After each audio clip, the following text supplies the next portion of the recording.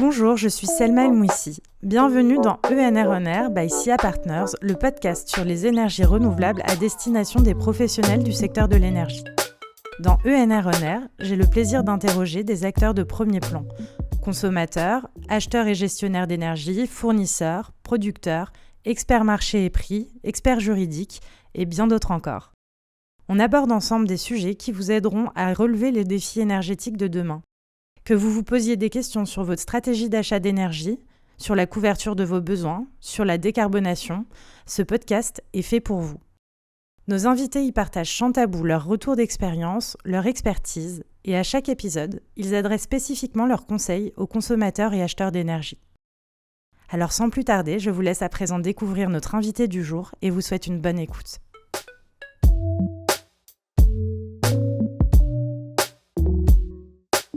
Bonjour Marc de Bever, je suis ravie de vous accueillir aujourd'hui. Je vais d'abord vous demander de vous présenter pour nos auditeurs.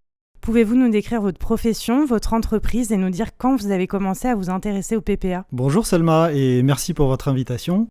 Je suis directeur commercial chez Agrégio Solutions, l'agrégateur du groupe EDF. Et je suis aujourd'hui très heureux de vous aider à clarifier les corporate PPA et le rôle de l'agrégateur. Chez Agrégio Solutions, nous comptons aujourd'hui près de 180 salariés. Nous sommes présents en France et à l'international. Quelques mots sur notre raison d'être, qui s'inscrit directement dans celle du groupe EDF, qui fait des solutions décarbonées et de l'innovation les moteurs de son développement.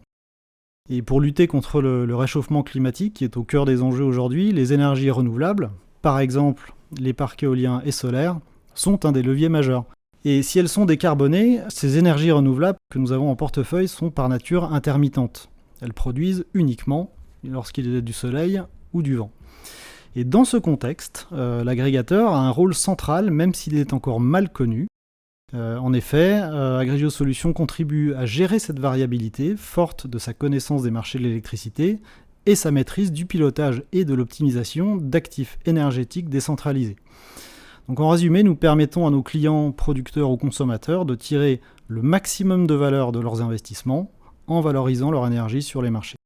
Merci Marc. Donc l'agrégateur a différents types de rôles et différents aussi services qu'il peut proposer, que ce soit aux producteurs, aux consommateurs. Est-ce que vous pouvez nous faire un petit panorama des différents rôles et services que vous proposez ?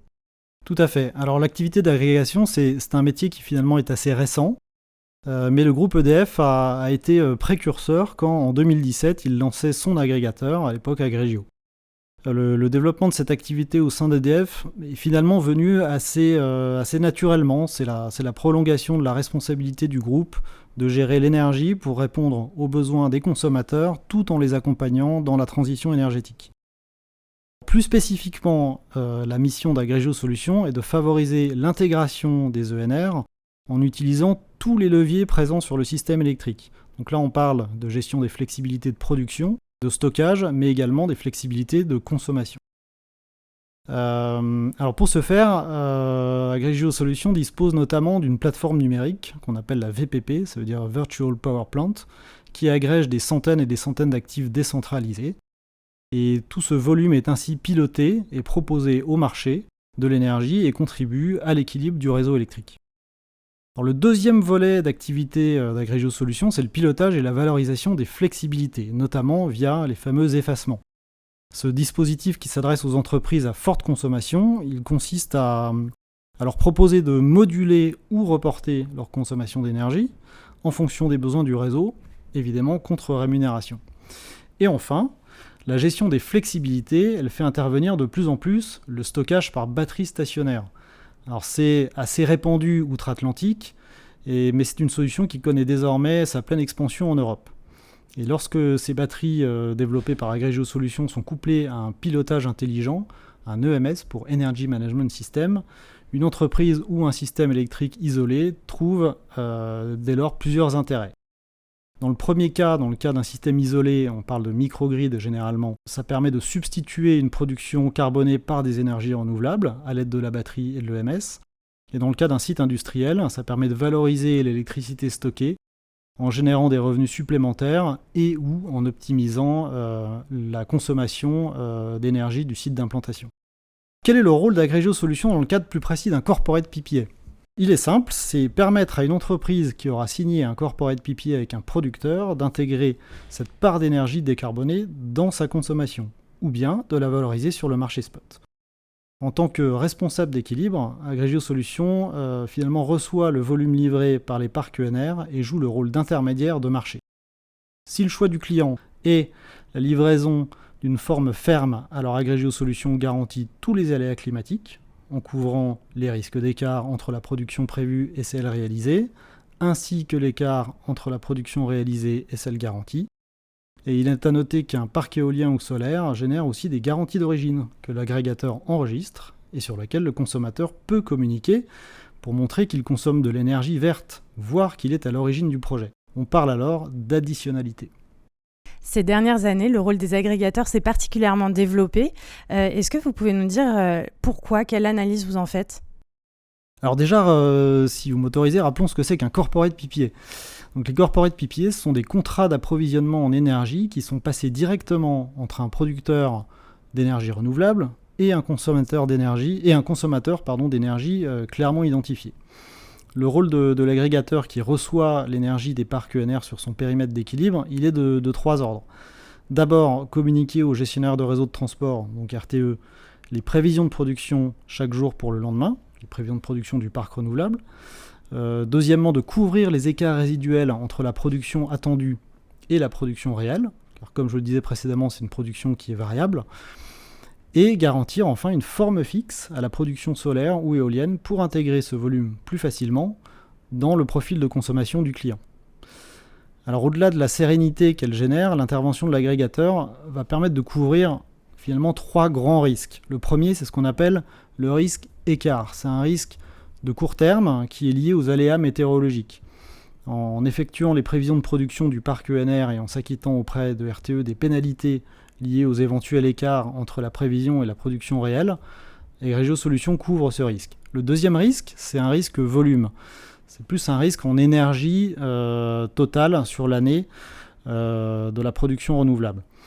En garantissant la livraison au fournisseur du client d'une quantité d'énergie optimisée, soit une cloche dans le cadre du solaire, soit un ruban dans le cadre de l'éolien, en fait, nous protégeons le consommateur contre les variations journalières du profil de production de son parc ENR. Ces variations sont susceptibles de générer une incertitude quant à la quantité d'énergie qu'il pourra intégrer dans son contrat de fourniture, et en fait, notre profil de production garanti permet ainsi de limiter l'exposition du consommateur au marché de l'énergie, si jamais il doit acheter de l'énergie supplémentaire. Et enfin, le risque prix, qui est assez lié aux deux risques précédents. Au final, l'agrégateur protège le consommateur des fluctuations quotidiennes des prix sur les marchés de l'électricité qui sont par nature très volatiles, que ce soit le règlement des écarts ou le marché spot pour effectuer des achats ou reventes d'énergie. En résumé, quels sont les grands types d'offres d'agrégation qui sont proposées sur le marché et quels sont leurs avantages et les inconvénients de chacune ? Dans ma réponse précédente, j'ai beaucoup parlé de l'agrégation de corporate PPA dit formé, où la production de l'actif renouvelable est intégrée de manière ferme et via un profil de production prévu à l'avance dans le contrat de fourniture du client. Mais en réalité, on trouve également des corporate PPA dits spot, où cette même production est valorisée tous les jours sur les marchés et intégrée comme une prise de position au spot dans le contrat de fourniture du client. Alors à noter qu'il existe aussi d'autres modèles hybrides à mi-chemin, le marché n'étant pas encore totalement standardisé. Et pour répondre à votre question sur les risques, un client qui souhaite réduire au maximum ses risques va évidemment prendre une agrégation qui permet d'obtenir un corporate PPA formé. Il permet d'être totalement couvert contre les risques inhérents à la variabilité de la production. Et un client qui souhaite plus optimiser son coût mais prendre plus de risques va prendre un corporate PPA au spot, sachant qu'il peut autant perdre que gagner, voire dans certains cas, selon l'évolution des prix, perdre plus.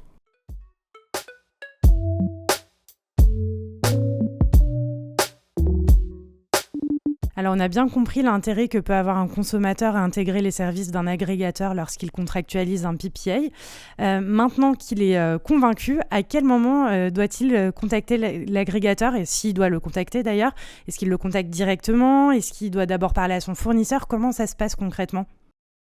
Alors il faut qu'il contacte l'agrégateur dès le début. C'est une erreur qui est souvent faite. Et il faut disposer des caractéristiques du ou des parcs renouvelables qui produiront l'électricité du CPPA, ainsi que des principales caractéristiques du contrat de CPPA du producteur. Et il est tout à fait possible de parler directement au fournisseur, qui peut également aider à trouver un parc renouvelable et ou proposer des contrats intégrant les services de l'agrégateur. Et pour illustrer un petit peu nos propos et notre échange, est-ce que vous avez un cas pratique à nous partager, un cas client classique que vous rencontrez ? Absolument, Selma. L'Oréal a fait confiance au groupe EDF en signant l'agrégation de 2 premiers CPPA solaires avec Agrégio Solutions en 2023 et a élargi sa collaboration en 2024 en nous confiant l'agrégation de 2 autres CPPA solaires. Et dans ce cas précis, la capacité du groupe EDF à conjuguer à la fois production, agrégation et fourniture a été un vrai levier de satisfaction pour le client. Merci Marc. Finalement, comment est-ce que vous voyez l'évolution du marché des services d'agrégation des PPA pour les prochaines années ? Il est clair que tous ces services ont vocation à s'intégrer les uns avec les autres, au bénéfice du client évidemment, que ce soit à l'amont avec le producteur ou à l'aval. Le groupe EDF travaille à une intégration des différents contrats. Donc je vous propose de garder le contact, vous en saurez plus en 2025. On a hâte.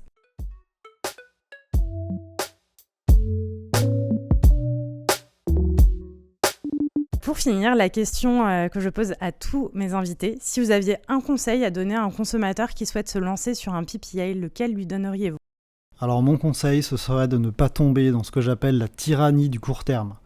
Un CPPA, ça s'envisage dans la durée, sur plusieurs années.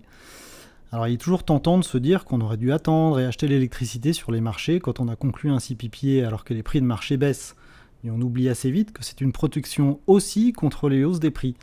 Et les récents événements liés au conflit entre la Russie et l'Ukraine nous l'ont montré. Donc il est important de garder en tête qu'un CPPA permet avant tout de sécuriser un prix dans la durée.